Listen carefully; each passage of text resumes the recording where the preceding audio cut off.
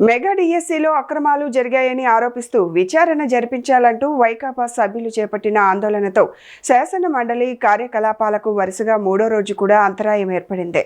సభ ప్రారంభమైన వెంటనే మెగా డిఎస్సిపై విచారణకు డిమాండ్ చేస్తూ వైకాపా సభ్యులు నినాదాలు చేశారు. వైకాపా సభ్యులు ఇచ్చిన వాయిదా తీర్మానాన్ని మండలి చైర్మన్ కె మోషన్ రాజు తిరస్కరించారు.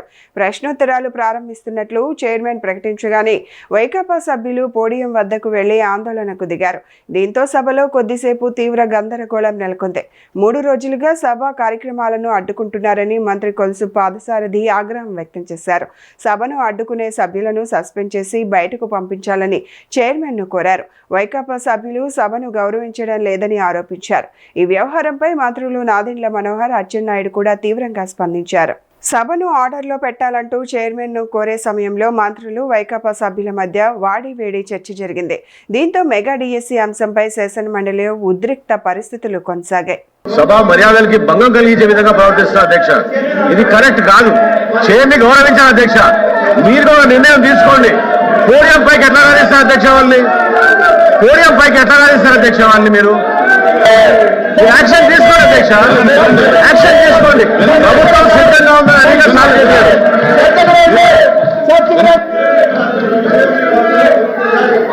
మనోహర్ గారు, మీరు మంత్రి గారు, స్పీకర్ గా కూడా చేసుకున్నారు.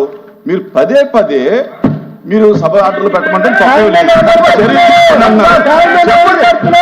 చర్యలు తీసుకోమన్నప్పుడు చర్యలు తీసుకోవడానికి దానికి ఏం ప్రొసీజర్ ఉందో ఫాలో అవ్వండి.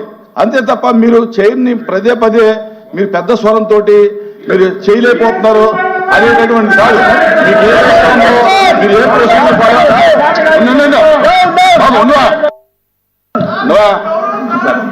మీరు మీకు అన్ని రూల్స్ తెలుసు. ఏం చర్యలు తీసుకోవాలో, ఎలా చర్యలు తీసుకోవాలో ఆ ప్రొసీజర్ అంటే మీకు తెలుసు. అది మీరు ఫాలో అవ్వండి. నాకు అభ్యంతరం లేదే అధ్యక్ష. అధ్యక్ష అధ్యక్ష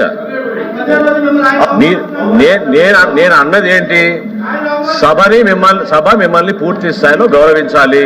సభ్యులు ఆ విధంగా పోడియం పైకి వచ్చి మీ ముందు మీ టేబుల్ని కొట్టి ప్లకార్డులు ప్రదర్శించడం అది సబబు కాదు. వాళ్ళని కిందకి రమ్మనండి. మీరు చెప్పాల్సింది వాళ్ళ కిందకి రమ్మని.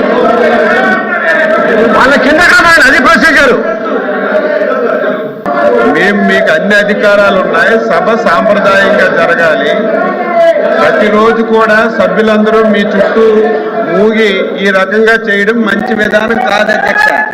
అధ్యక్ష, తమరు గత ప్రభుత్వంలో కూడా చైర్మన్ గా మీరు వ్యవహరించారు అధ్యక్ష.